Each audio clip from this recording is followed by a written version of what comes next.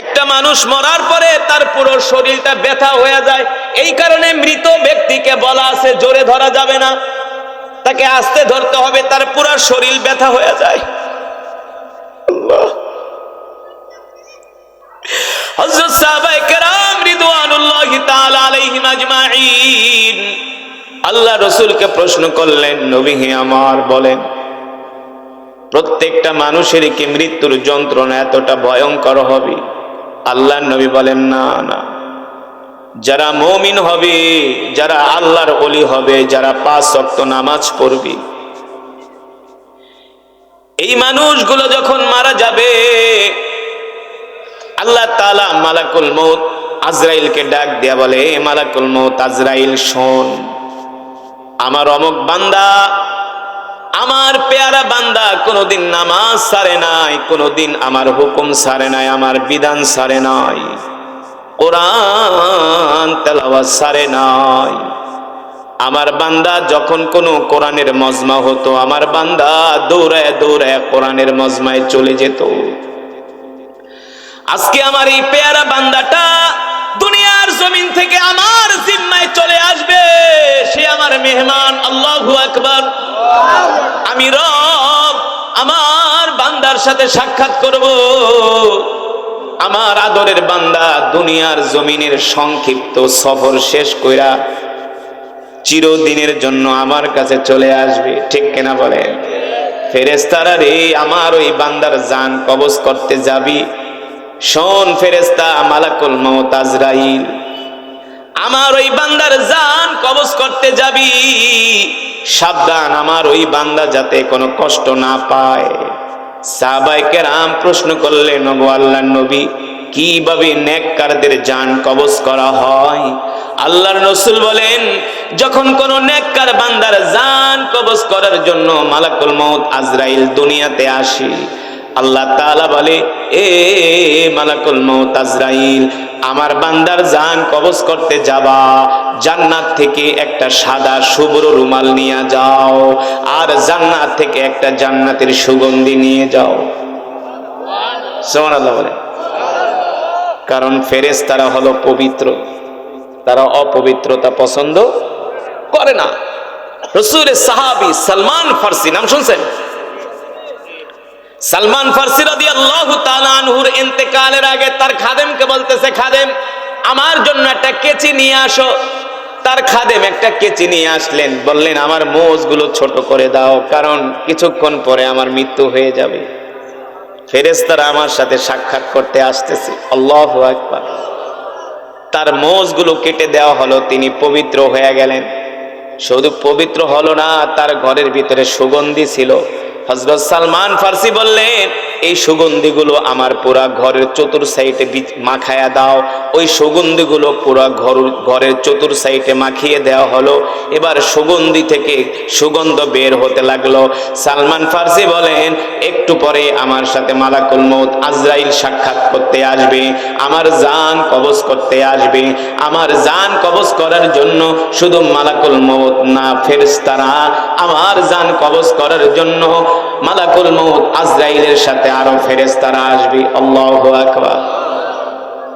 যারা নেককার বান্দা, তাদের জান কত আসানের সাথে কবজ করা হয়, তার আত্মাটা কত সহজে বের করা হয়। আল্লাহ পাক রব্বুল আলামিন মালাকুল মউত আজরাইলকে বলে, যাও জান্নাত থেকে একটা সাদা শুভ্র রুমাল নিয়ে যাও, আর একটা সুগন্ধি নিয়ে যাও। এবার মালাকুল মউত আজরাইল জান্নাত থেকে একটা সাদা শুভ্র রুমাল নিয়ে আসি, আর একটা জান্নাত থেকে খুশবু নিয়ে আসি। এবার খুশবু নিয়ে আসার পরে মালাকুল মউত আজরাইল ওই আল্লাহর পেয়ারা বান্দার সামনে আইসা যখন বসে, তখন বলে, শোনো, তোমার জন্য সুসংবাদ হলো, এখন তুমি দুনিয়ার সফর শেষ করে আল্লাহর জিম্মায় চলে যাবে, তুমি আল্লাহর মেহমান হবে, চিন্তা করো না, আমি তোমার জান কবজ করতে আসছি, তুমি ভয় পেও না, আমি তোমার আত্মাটা রূহটা বের করে নিব। এই কথা শোনার পরে সে ভয় পেয়ে যায় যে আপনি আমার রূহ বের করবেন, আমি তো ভয় পাবো। আজরাইল বলে, না ভয় পাবা না, এই যে দেখো আমি তোমার জন্য জান্নাত থেকে শুভ্র রুমাল নিয়ে আসছি, জান্নাত থেকে আমি তোমার জন্য সুগন্ধি নিয়ে আসছি, সুগন্ধি। আপনার যখন অপারেশন হয় তখন একটা অ্যানেস্থেসিয়া লাগায় না? অ্যানেস্থেসিয়া লাগালে সেই জায়গাটা অবশ হয়ে যায়, সেখানে কাটলেও আর টের পাওয়া যায় না। আবার মানুষ অসুস্থ হয়ে ডক্টরের কাছে যায়, ইনজেকশন দেখলে ভয় পায় না? ডক্টরকে বলে, ডাক্তার ইনজেকশন দেখলে আমি ভয় পাই। বলে, ভয় পায়েন না, পিঁপড়ার কামড়ের মতো একটু ব্যথা পাইবেন, এর চেয়ে বেশি না। আপনি শুধু একটু 2 সেকেন্ড শুধু একটু ধৈর্য ধরেন।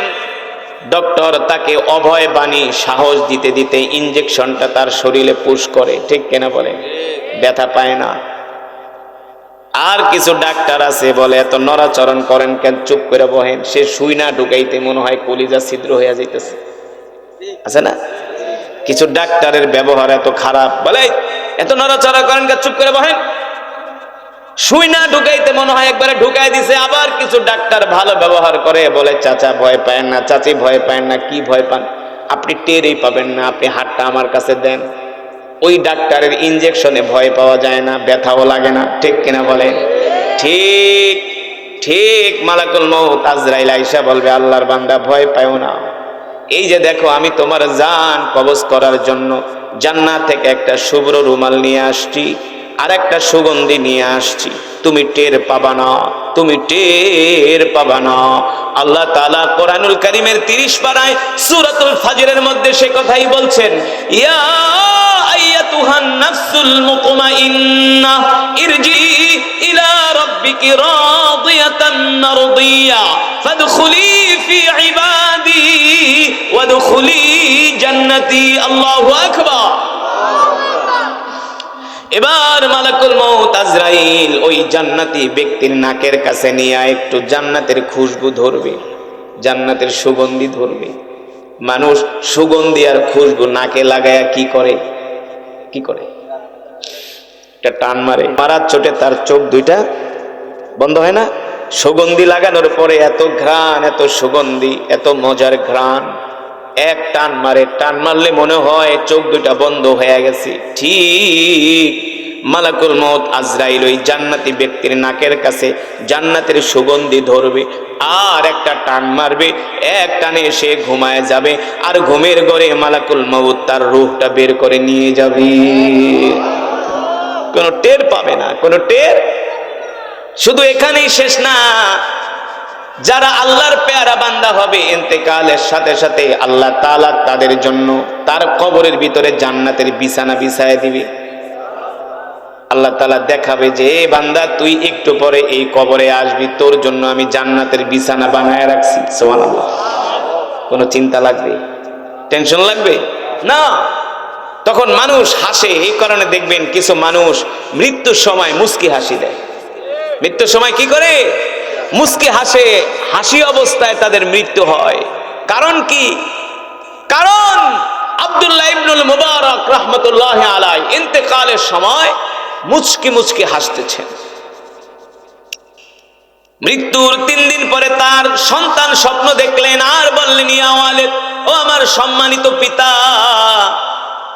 আমি দেখলাম মৃত্যুর সময় আপনি মুচকি মুচকি হাসেন, কারণ কি?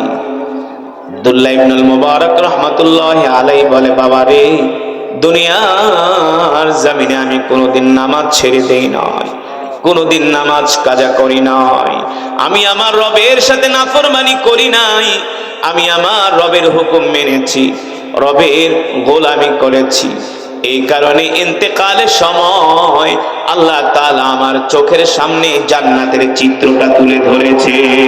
জোরে বলেন সুবহানাল্লাহ। এই কারণে আমি মৃত্যুর সময় মুস্কি মুস্কি হাসতেছিলাম।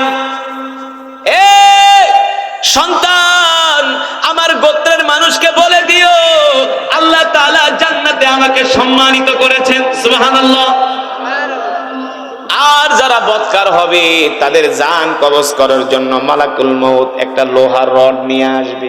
কি নিয়ে আসবে? পিটায় পিটায় তাদের রূহ বের করা হবে। এত সোজা না রে বাবা, এত সোজা না। মালাকুল মউত আজরাইল আইসা বলবে, আজকে তোর সময় শেষ, অনেক নাফরমানি করছস, নামাজ পড়স নাই, আল্লাহর দিন মানুষ নাই, মসজিদের মিনার থেকে আজান দিছে, মসজিদে যাস নাই, ঘাড় বেঁকা কইরা চায়ের দোকানে বইসা বসে 3 ঘন্টা বাংলা সিনেমা দেখছস, 10 মিনিটের জন্য মসজিদে যায় আল্লাহর কদমে সেজদা দেস নাই, ঠিক কিনা বলে? এ নাফরমান, আজকে তোর শেষ দিন। কিছু মানুষকে নামাজের কথা বললে বলে হুজুর আর কয়দিন পরে পড়ুন না, দাড়ি রাখার কথা বললে বলো হুজুর আর কয়দিন পরে দাড়ি রাখুন, আর একটু বয়স হোক। আরে মিয়া, তুমি যে আর কয়দিন বাঁচবে এটার কোনো গ্যারান্টি আছে কিনা? আছে? কত ইয়াং মেন এখন হঠাৎ করে স্ট্রোক করে মারা যাচ্ছে, ইয়াং মেন, ঠিক কিনা বলেন? আল্লাহ রাসূল বলছেন শেষ জামানায় মানুষ হঠাৎ করে মারা যাবে। কেন মারা যাবে? মানুষ গুনাহ করতে করতে, নাফরমানি করতে করতে তাদের গুনাহ এমন পর্যায়ে চলে যাবে জমিন তাদের গুনার ভার সইতে পারবে না। দেখেন বাংলাদেশে কিন্তু স্ট্রোকের হার সবচেয়ে বেশি। ইয়াং ইয়াং যুবকগুলো মারা যাচ্ছে। বলতে পারেন হুজুর ভেজাল খাওয়ানোর কারণে, সয়াবিন তেল খাওয়ানোর কারণে হার্ট ব্লক হয়ে মারা গেছে। এটা তো ধরলাম বৃদ্ধ মানুষের কথা, 50-60 যাদের বয়স, কিন্তু এমনও যুবক আছে 20 বছরের যুবক হঠাৎ করে স্ট্রোক করে মারা যাচ্ছে, ঠিক কিনা বলেন? আকস্মিক মৃত্যু হচ্ছে। এগুলো হচ্ছে আল্লাহর সাথে নাফরমানি করার কারণে। আমরা নামাজ পড়ি না, দিন মানি না, ইসলাম মানি না, আল্লাহর হুকুম মানি না, ঠিক কিনা বলেন? এই কারণে আল্লাহ রাসূল বলছে উম্মত তোমরা আল্লাহ তাআলার কাছে ভালো মৃত্যু কামনা করো। আল্লাহ তাআলা আপনি আমাদেরকে ঈমানি মৃত্যু দিয়েন, জান্নাতি মৃত্যু দিয়েন, ঠিক কিনা বলেন? আল্লাহ রাসূল এই দোয়া করতে বলছে, আল্লাহ তাআলা আপনি আমাদেরকে ঈমানি মৃত্যু দিয়েন, আমলের মৃত্যু দিয়েন, ঈমান নিয়ে যেন আপনার সাথে সাক্ষাৎ করতে পারি, আল্লাহ তৌফিক দিয়ে দিয়েন। কিন্তু যারা নামাজ পড়ে না তাদের ঈমান দুর্বল হয়ে যায়। তাদের ঈমান কি হয়ে যায়? দুর্বল হয়ে যায়। বেনামাজির ঈমান দুর্বল হয়ে যায়। মৃত্যুর সময় বেনামাজিদেরকে সবচেয়ে বেশি শাস্তি দেওয়া হবে, ঠিক কিনা বলেন? যারা নামাজ পড়ে না তাদের কোনো দোয়া আল্লাহর দরবারে কবুল হয় না। যারা নামাজ পড়ে না তাদের দোয়া আল্লাহর দরবারে, তাদের দান সদকাও কবুল হয় না। আপনি কি মনে করছেন নামাজ পড়বেন না আর কোটি কোটি টাকা দেয়া মসজিদ মাদ্রাসা বানায়া আপনি যদি নামাজ না পড়েন আপনার কোনো দান সদাকাও কাজে আসবে না, ঠিক কিনা বলেন? আপনি যদি নামাজ না পড়েন আপনার মাও যদি আপনার জন্য দোয়া করে সেই দোয়া কবুল হবে না। আপনি যদি নামাজ না পড়েন মক্কা শরীফের ইমাম যদি আপনার জন্য দোয়া করে সেই দোয়াও কবুল। কারণ কি রে বাবা? আউয়ালু মা ইউহাসাবু বিহিল আবদু ইয়াউমাল কিয়ামাতিস সালাহ, কিয়ামতের দিন সর্বপ্রথম বান্দার নামাজের হিসাব নেওয়া হবে, ঠিক কিনা বলে? যারা নামাজি হবে তাদের মৃত্যু হবে একেবারে সহজ আসানের সাথে। যারা নামাজি হবে তাদের মৃত্যু হবে জান্নাতি মৃত্যু, সুবহানাল্লাহ বলে। আর যারা বেনামাজি হবে বেনামাজিদের মৃত্যু হবে ক্ষুধার্ত অবস্থায় আর পিপাসার্ত অবস্থায়। এই শোনেন, বেনামাজির মৃত্যু হবে ক্ষুধার্ত অবস্থায় আর পিপাসার্ত অবস্থায়। যারা নামাজ পড়বে না, আল্লাহ রাসূল বলছেন এই যারা নামাজ পড়বে না এই সমস্ত মানুষ ক্ষুধার্ত অবস্থায় মারা যাবে। মারা যাওয়ার সময় তারা পিপাসায়, পানির পিপাসায় কলিজা শুকায়া যাবে। বেনামাজিদের দুনিয়াতে শাস্তি। বেনামাজিদের আল্লাহ রাসূল বলছেন যারা নামাজ পড়ে না হাসরের ময়দানে আমি নবী তাদেরকে উম্মত বলে পরিচয় দিব না। সুপারিশ তো দূরের কথা। এই কারণে বাবারা আমার, যুবকরা আমার, যদি আমরা আসানের মৃত্যু পেতে চাই, শান্তির মৃত্যু পেতে চাই, জান্নাতে যেতে চাই, তাহলে আমাদেরকে আল্লাহর হুকুম মানতে হবে, ঠিক কিনা বলে? মৃত্যুর জন্য যদি আমরা প্রস্তুতি নিতে চাই তাহলে আজকে থেকে আমাদেরকে নামাজ ধরতে হবে। আজকে থেকেই, এখন থেকেই। যারা নামাজ পড়েন নাই এশারের নামাজ বাড়িতে যাই আগে নামাজ ধরবেন। নামাজ ধরে নাইলে বাঁচতে পারবেন না। এই সমাজে এমনও মুসলমান আছে জীবনেও কোনোদিন নামাজ পড়ে না, আছে কি আছে না? ওরা ভাত খায় কিভাবে আমার মাথায় ধরে না। কিভাবে ওরা দুনিয়াদারি করে আমার মাথায় ধরে না। নামাজ না পড়লে তো খাবার হজম হওয়ারই কথা না। এই কারণে দেখবেন বেনামাজিরা যতই আরামে থাক না কেন, তাদের কিন্তু আসলে শান্তি নাই। হারামের ভিতরে শান্তি নাই। কোটি কোটি টাকার মালিক, নামাজ নাই, দিন নাই, ধর্ম নাই, আসলে শান্তি নাই। একটার পর একটা বিপদ লাইগাই আছে, পেরেশানি লাইগাই আছে, কথা কন লেগেই আছে। এই কারণে বাবা আল্লাহ রসুল বলছেন, উম্মত তোমরা যদি জান্নাতে মৃত্যু পেতে চাও, তোমরা যদি বিনা হিসাবে জান্নাতে যেতে চাও, মৃত্যুর সময় মালাকুল মউত তোমাদের সাথে ভালো ব্যবহার করুক, মৃত্যুর সময় মালাকুল মউত তোমাদের সাথে সুন্দর আচরণ করুক, এমন মৃত্যু যদি তোমরা পেতে চাও, তাহলে দুনিয়ার জমিন থেকে তোমরা প্রস্তুতি নাও, ঠিক কিনা বলে? এবার আল্লাহর বান্দারা, যখন মানুষের মৃত্যু হয়ে যায়, যদি তারা 5 ওয়াক্ত নামাজ পড়ে আর আল্লাহর কোরআন পড়ে, তাদেরকে কবরে শোয়ানোর সাথে সাথে আল্লাহর কোরআন তাদের কবরে যায় হাজির হয়ে যায়। অন্ধকার কবর, কোরআন যায়া তার মাথার সামনে দাঁড়ায় থাকে, কোরআন মাথার সামনে দাঁড়ায় তার কবরটাকে আলোকিত করে। ঠিক কিছুক্ষণ পরে 2 জন ফেরেশতা আসে তাকে 3টা প্রশ্ন করতে। কয়জন? 2 জন ফেরেশতা আসে, আয়েশা তাকে 3টা প্রশ্ন করে, মার রাব্বুকা ওয়া মান দীনুকা ওয়া মান নাবিয়ুকা। এবার আল্লাহর কোরআন প্রশ্ন করে, মিন আইনা জিতা, তোমরা কোত্থেকে এসছো? বলে জিতু মিনাল আরশ, আমরা আরশ থেকে আসছি। জিনা মিনাল আরশ, আমরা আরশ থেকে আসছি। কেন এসছো? বলে আমরা এই ব্যক্তিকে 3টা প্রশ্ন করার জন্য আসছি। আল্লাহর কোরআন বলবে তোমরা কবর থেকে বের হয়ে যাও, এই ব্যক্তিকে 3টা প্রশ্ন আমি তোমাদেরকে করতে দিব না। ফেরেশতারা বলে কেন করতে দিবেন না? আমরা তো আল্লাহ তাআলার বিশেষ বাহিনী ফেরেশতা, আমাদের কাজ হলো এই ব্যক্তিকে 3টা প্রশ্ন করা। আল্লাহর কোরআন বলবে না না না, আমি প্রশ্ন করতে দিব না, তুমি কবর থেকে তোমরা বের হয়ে যাও। তখন ফেরেশতারা যেতে চাবে না।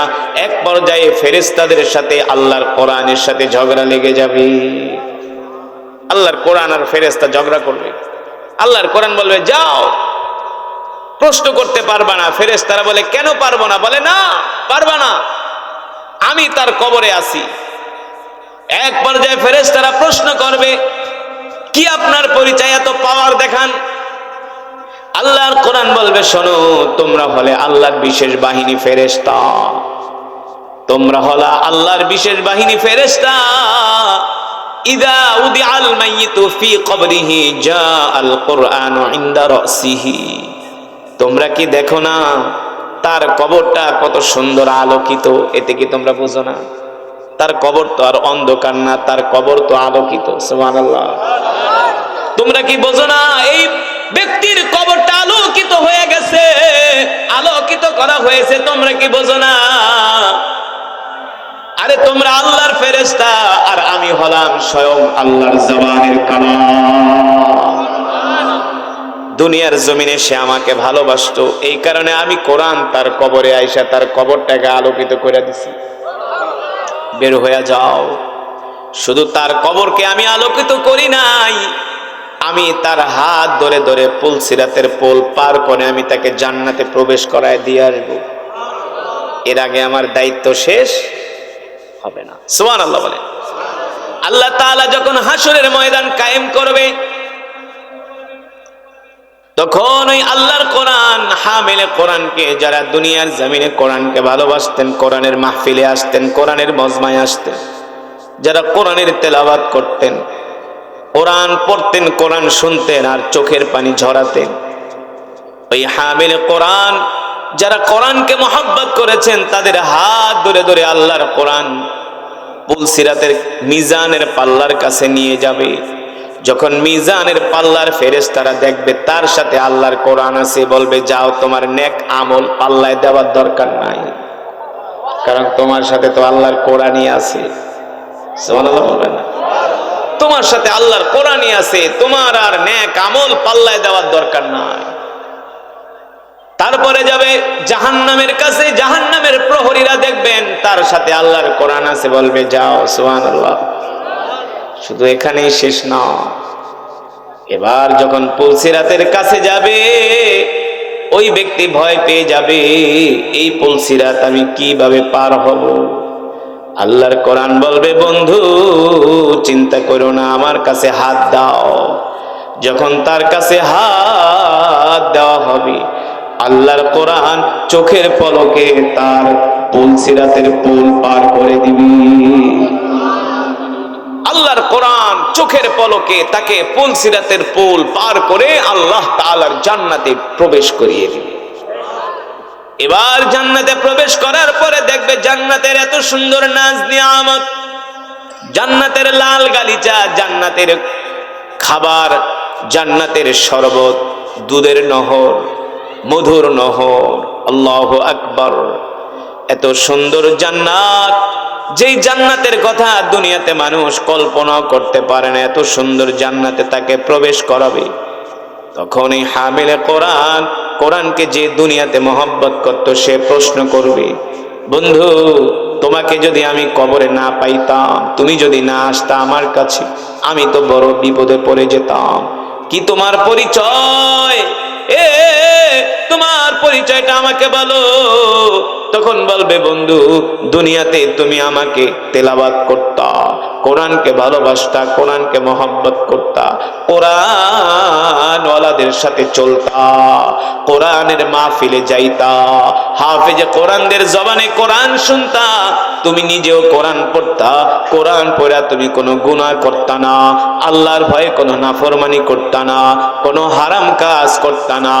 এই কারণে আজকে আমি কোরআন তোমার হাত ধরে ধরে তোমাকে জান্নাতে প্রবেশ করিয়ে দিয়ে গেলাম। তোমাকে আর কোনোদিন এই জান্নাত থেকে বের করা কোনোদিন না। একবার জান্নাতে ঢুকতে পারলে আর কোনোদিন জান্নাত থেকে বের করা হবে না। এই কারণে আল্লাহর বান্দারা যদি জান্নাত পেতে হয় তাহলে 5 ওয়াক্ত নামাজ পড়তে হবে, আল্লাহর কোরআন পড়তে হবে। ঠিক কিনা বলেন? নামাজ কয় ওয়াক্ত? 5 ওয়াক্ত নামাজ। আজকে মুসলমান ওয়াজ শুনতে রাজি আছে, মাগার নামাজ পড়তে রাজি নাই। ওয়াজ খুব শোনে, সারাদিন ওয়াজ শোনে মোবাইলে, কিন্তু নামাজ পড়ে না। কোরআন তেলাওয়াত শোনে, নামাজ পড়ে না। টাকা পয়সাও দান সদকা করে, নামাজ পড়ে না। মানুষদের উপকারও করে, কিন্তু নামাজ পড়ে না। আসলেই তো হলো নামাজ। আসলে হলো কি? আসলেই হলো নামাজ। নামাজ হাসরের ময়দানে আল্লাহ আগে ধরবে, নামাজের হিসাব দে। যার নামাজের হিসাব সহজ হবে তার সব হিসাব, যার নামাজের হিসাবে গরমিল হবে তার সব হিসাবে কি গরমিল হবে। এ কারণে বলবো আল্লাহর বান্দারা, বিপদে থাকেন, সুখে থাকেন, দুঃখে থাকেন, কষ্টে থাকেন, আরামে থাকেন, নামাজ পড়তে হবে 5 ওয়াক্ত। কয় ওয়াক্ত? জোরে বলেন, কয় ওয়াক্ত? 5 ওয়াক্ত নামাজ। মসজিদের মিনার থেকে আজান দিতে দেরি, দৌড়ায় দৌড়ায় মসজিদে যাবেন। সুবহানাল্লাহ বলেন। আল্লাহ রাসূল বলছেন যে 5 ওয়াক্ত নামাজ জামাতের সাথে আদায় করে আল্লাহ তাআলা তার গুনাহগুলো মাফ করে দেয়। যে 5 ওয়াক্ত নামাজ জামাতের সাথে আদায় করে সে কোনো গুনাহ করলে, সগীরা গুনাহ করলে আল্লাহ সেই গুনাহগুলো সাথে সাথে মাফ করে দেয়। জামাতে নামাজ পড়ার কারণে, জামাতের বরকত। এই কারণে নামাজ পড়তে হবে জামাতের সাথে। আর আপনি কন্টিনিউ নামাজটা একটু কন্টিনিউ করেন জামাতের সাথে, দেখবেন আপনার আবার জামাতে নামাজ না পড়লে মজা লাগবে না। আপনি কয়েকটা দিন একটু কষ্ট করেন না, দেখবেন কি মজা। নামাজ না পড়লে আপনার ভালোই লাগবে না, আপনার খাবার হজম হবে না, আপনার খাবারের রুচি আসবে না। কয়েকটা দিন কন্টিনিউ করেন। মাঝে মাঝে তো এমন মনে হয়, মাঝে মাঝে অনেক সময় আসরের সময় 1-2-4 মিনিট দেরি হয়ে যায়, যে মনে হইতেছে ঘড়ির দিকে তাকায়, মনে হয় জামাত ধরতে পারবো না। তখন যে কি একটা পেরেশানি লাগে, মনে হয় কি জানি ছুটে গেল, কি মানে ছুটে গেল, এমন লাগে না? মানে দৌড়ে বাথরুমে যায়, কোন রকম ওযুটা করে দৌড়, কি যে এক শান্তি। তখন রব ফেরেশতাদের ডাক দিয়া বলে, দেখ আমার বান্দা, দেখ এই যে পাগলামি করতেছে আমাকে পাওয়ার জন্য, আমাকে খুশি করার জন্য, ঠিক কিনা বলে? এই মজা, এই শান্তি মুমিন ছাড়া আর কেউ বুঝবে না। মুমিন ছাড়া এই শান্তি কেউ পাবে না। আরে বেনামাজিরা নামাজ পড়ো না, নামাজ পড়ো না। এই কারণে বলবো, এই আল্লাহর জমিনে তুমি যদি 5 ওয়াক্ত নামাজ জামাতের সাথে পড়তে পারো, তুমি হলা এই জমিনে সবচেয়ে বড় আল্লাহর ওলি। সবচেয়ে বড় আল্লাহর ওলি।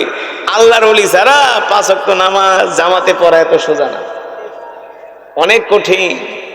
5 ওয়াক্ত নামাজ পড়া কি অনেক অনেক কঠিন। কিন্তু যারা মুমিন তাদের জন্য কঠিন, আর যারা মুনাফিক তাদের প্রতিটা কদমে কদমে কঠিন। ঠিক কিনা বলেন? রাগ করতেছেন? কষ্ট পাচ্ছেন? সবাই শুধু মিনহা খলাকনাকুম ওয়া ফিহা নুঈদুকুম ওয়া মিনহা নুখরিজুকুম তারাতান উখরা। এই দোয়া পড়ে কবরের উপরে মাটি দিয়া সবাই যার যার মতো চলে আসবে। ঠিক কিনা? আপনাকে আমাকে কবরের মধ্যে শোয়ানো হবে, যেই কবরের নাই কোনো জানালা, নাই কোনো দরজা, যে কবরে নাই কোনো বাতি, নাই কোনো সাথী, নাই কোনো বিছানা। গতকালকে একটা হাদিস পড়লাম, আল্লাহ রাসূল সাহাবীদেরকে বলেন, ও সাহাবীরা, দুনিয়ার মানুষ যদি জানতো তারা মৃত্যুর পরে তারা কোথায় যাচ্ছে, কোথায় তাদের গন্তব্য হবে, এটা যদি তারা বুঝতো, উপলব্ধি করত, তারা খাওয়া দাওয়া ছেড়ে দিত। তাদের দ্বারা দুনিয়ার কোনো কাজ কর্ম হতো না, ব্যবসা বাণিজ্য হতো না। কবর এমন এক ঘর, কবর এমন এক ঘর, এই কবর প্রতিদিন আমাদেরকে ডাকে আর কবে, ইয়া বনি আদম, এ বনি আদমের সন্তানেরা, আনা কবরুল ওয়াহিদা, আমি কবর হলাম একাকিত্বের ঘর, আনা কবরুল গুরফা, আমি কবর হলাম অন্ধকার ঘর, আনা কবরুত তুরাব, আমি কবর হলাম মাটির ঘর। এই কবরে আসার আগে তোমরা বিছানা নিয়ে আইসো, বিছানা সারায় এসো না। এই কবরে আসার আগে তোমরা বাতি নিয়ে আইসো, বাতি ছাড়া এসো না, কারণ কবর হলো অন্ধকার। ঠিক কিনা বলেন? এই কথা শোনার পরে আল্লাহ রাসূলের সাহাবীরা তাদের চোখ দিয়া ঝরঝর করে পানি পড়তেছে।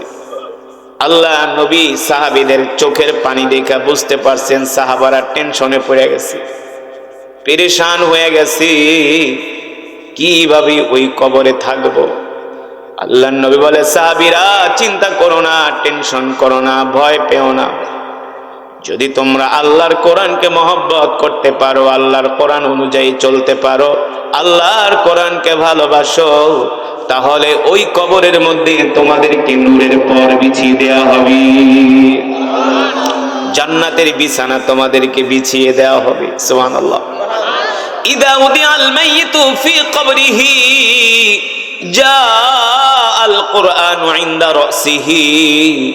আল্লাহ নবী বলে, উম্মত, যদি দুনিয়ার জমিনে তোমরা কোরআনকে ভালোবাসো, কোরআনকে মহব্বত করো, কোরআন অনুযায়ী চলতে পারো, উম্মত, তোমাদেরকে কবরে শোয়ানোর সাথে সাথে আল্লাহর কোরআন তোমাদের কবরে যায়া তোমাদের কবরটাকে আলোকিত করবে। ও যুবক মুসলমান, এই দুনিয়ায় কোন রাজা, বাদশা, আমির, ওমারা কেউ থাকতে পারে নাই। ঠিক কিনা বলেন? যে কোনো সময় মৃত্যু আমাদেরকে পাকড়াও করবে। কুল্লু নাফসিন যায়িকাতুল মাউত, কুল্লু নাফসিন যায়িকাতুল মাউত। পৃথিবীর প্রত্যেকটা প্রাণীকে মৃত্যুর স্বাদ গ্রহণ করতে হবে। ঠিক কিনা বলে? মৃত্যুর যন্ত্রণা কতটা ভয়ঙ্কর, সহজে রূহ বের হতে চায় না, সহজে আত্মা দেহ থেকে বের হতে চায় না। চোখের সামনে গরুটা যখন কোরবানি দেওয়া হয়, গরুটা জবাই করা হয়, রূহ বের হওয়ার সময় গরুটা কত ছটফট করে, করে কি করে না? দুই পা জাপটায় গরু, দুই পা জাপটায়, বোবা বলতে পারে না, দুই পা জাপটায় বলতে পারে না, গরুর চোখ দিয়া পানি চলে আসে, ঠিক কিনা বলে? কান্না কইরা দেয়। এত কষ্ট দেহ থেকে রূহ বের হতে, এত কষ্ট দেহ থেকে রূহ বের হতে রে বাবা। ও যুবক, আল্লাহ রাসূল যখন মৃত্যুর আলোচনা করতেছিলেন, সাহাবায়ে কেরাম ভয় পেয়ে গেলেন। আল্লাহর নবী বলে, সাহাবীরা রে, মৃত্যুর যন্ত্রণা এতটা ভয়ঙ্কর, এতটা কষ্ট, পৃথিবীতে কোন মৃত্যুর যন্ত্রণার মতো এত কষ্টদায়ক কোন যন্ত্রণা হতে পারে না। মৃত্যুর যন্ত্রণা এতটা ভয়ঙ্কর।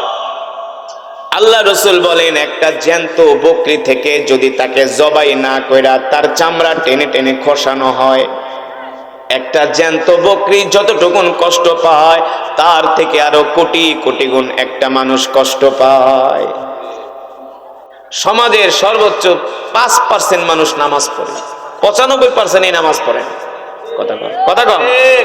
আপনারাই বলেন, শুক্রবারে জুমার দিনে প্রত্যেকটা মসজিদের 5 তলা 6 তলা ভরে যায়, জায়গা হয় না, জায়গা হয় না। আর জুমা ছাড়া ফজরের নামাজে এক কাতার হয় না, হ্যাঁ, এক কাতার হয় না। তাই জুমার দিনে পুরা মসজিদ ভরে যায় 6 তলা, আর ফজরের নামাজে এক কাতার হয় না। কারণটা কি? সাপ্তাহিক আর বাৎসরিক মুসল্লি। আমার রব যিনি খুঁটিবিহীন আমাদের মাথার উপরে 7টা আসমান বানিয়েছেন। খুঁটি আছে? আসমান কয়টা? 7টা। সুবহানাল্লাহ। সেই রবের কালাম থেকে আপনাদেরকে তেলাওয়াত করে শোনাইলাম। কেমন লাগছে বলেন? এটা আল্লাহর কোরআন, এটা রবের জবানের কালাম, ঠিক না? আমি তো আগেই বলেছি, কিয়ামত পর্যন্ত যদি তেলাওয়াত করা হয়, যতই কোরআন পড়বে ততই কোরআনের মজা বেড়ে যাবে, ঠিক না? দুনিয়াতে যারা কোরআন পড়তে পারে তারা হলো দুনিয়ার বাদশা, তারা আখিরাতেরও বাদশা। যারা দুনিয়াতে কোরআন পড়ে, কোরআনকে ভালোবাসে, তারা দুনিয়ার বাদশা। শুধু দুনিয়ার বাদশা না, তারা আখিরাতের বাদশা। একজন হাফেজে কোরআন হবে হাসরের ময়দানে সেলিব্রিটি। কি হবে? সেলিব্রিটি, তাকে সেলিব্রেশন করা হবে। সুবহানাল্লাহ। সেই কোরআন আমি আপনাদের সামনে পড়েছি। যে কোরআনের তেলাওয়াত শুনে কাফেররা কালেমা পড়ে মুসলমান হয়ে যাচ্ছে, ঠিক না? কাফেররা কালেমা পড়ে মুসলমান হয়ে যাচ্ছে এই কোরআনের তেলাওয়াত শুনে। সেই কোরআন আমি আপনাদের সামনে পড়েছি, আমি পড়েছি, আপনারা শুনেছেন। এক এক হরফের বিনিময়ে আল্লাহ তাআলা আমাদের আমল নামায় কম পক্ষে 10টি করে নেকি দান করেছেন। খুশি নাকি ভেজা? এই মাহফিলে যারা এসছেন, এক একজন এক এক খতম করে কোরআনুল কারীমের সওয়াব পেয়েছেন। আল্লাহ। মুসলমান, এই দুনিয়া ছেড়ে আমাদেরকে একদিন চলে যেতে হবে, যেতে হবে না? এই বাড়ি গাড়ি, দালান কোঠা, কোটি কোটি টাকার মার্সিডিজ, BMW, স্বর্ণ কমল বাড়ি, সোনা গয়না, কিছু সাথে যাবে না। যাবে? কিচ্ছু নিতে পারবেন না। আসছি খালি হাতে, কিন্তু মানুষের কোনো অনুভূতি নাই। কোরআন বলে, বন্ধু তুমি আমাকে ভালোবাসো, আমি তোমার জান্নাতে যাওয়ার গ্রান্টেড হয়ে যাব। কোরআন বলে, তুমি আমাকে ভালোবাসো, আল্লাহ যদি তোমাকে জান্নাত না দেয় আমি আল্লাহর সাথে ঝগড়া করব। সুবহানাল্লাহ বলবেন না? আমি বানিয়ে বলছি না, আল্লাহর বান্দারা বানিয়ে বলছি না। আল্লাহর নবী বলেন, ইদা উদিয়াল মাইয়িতু ফি কবরিহি জাআল কুরআনু ইনদা রাসিহি। আল্লাহর নবী বলেন, উম্মত যখন তুমি ইন্তেকাল করবা, দুনিয়ার জমিন থেকে যখন চলে যাবা।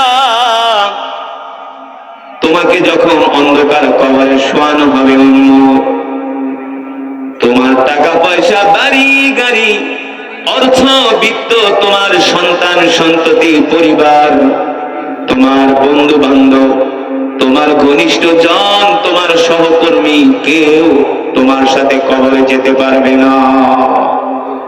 পারবে? আলাম নাজআল লাহু আইনাইন। আল্লাহ তাআলা বলেন, হে নবী, আমার হাবিব দুনিয়ার মানুষদেরকে বলে দেন